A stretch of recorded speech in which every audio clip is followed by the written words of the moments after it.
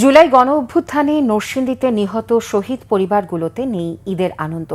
স্বজন হারানোর বেদনা এখনও কুরে কুরে খাচ্ছে তাদের, যেন শোকের চাদরে ঢাকা পড়েছে তাদের সব আনন্দ অনুভূতি। নরসিংদী প্রতিনিধি লক্ষণ বর্মনের তথ্য ছবিতে ডেস্ক রিপোর্ট।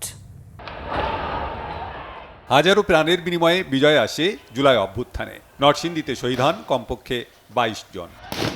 এদের মধ্যে রয়েছেন স্কুল ও কলেজ শিক্ষার্থী, শ্রমিক, পথচারী, ঝালমুড়ি বিক্রেতা, রিকশা চালক সহ বিভিন্ন শ্রেণী পেশার মানুষ। অনেকেই পরিবারের উপার্জনক্ষম ব্যক্তিকে হারিয়ে চরম বিপাকে। প্রিয়জন হারানোর শোক বয়ে বেড়াচ্ছেন শহীদদের স্বজনরা। নরসিংদীর ইটাখোলা মোড়ে 19 জুলাই পুলিশের গুলিতে নিহত হন আমজাদ। ছেলেকে ছাড়া ঈদ করার কথা ভাবতেই পারছেন না তার বাবা মা। আমি কারে ঘর গিয়া ডাক দিব, কারে লিয়ে ঈদ করবো? আজকে এত ডিরোজা বাঁচিয়ে যায় বাবা, কিন্তু বন্ধু বান্ধব একটা খবর নিল না বাবা। বাবারে মা বানাইতো, আমি মানি বাবা ওইতাম, করতাম নিরালা কাজ গো।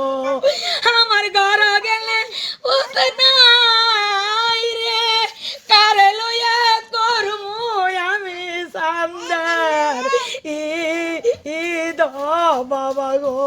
গত রোজা গেছে, হ্যাঁ আছে, ঈদ করছে আছে, আজকে রোজার মধ্যে দফিস নাই, তাহলে আমার ঈদ থাকবো করতে, ঈদের কোনো মনোই নাই। আমার তো খেয়াল হলো আমার দিচ্ছে আজকে যে ঈদ করবো ঈদের মতন লাগতেছে। অভ্যুত্থানের 7 মাস পেরিয়ে গেলেও শহীদ পরিবারে কাটেনি শোকের আবহ। আগের ঈদের স্মৃতি মনে করে শোকে কাতর শহীদ পরিবারের সদস্যরা। ঈদের কথা বাবা কইতাম না, ঈদের দিন হইলে কিওমো আমি তাও আমি কইতাম। আমার পুতের বিচারটা লাগি তো আমি বিচারটা আমি চাই।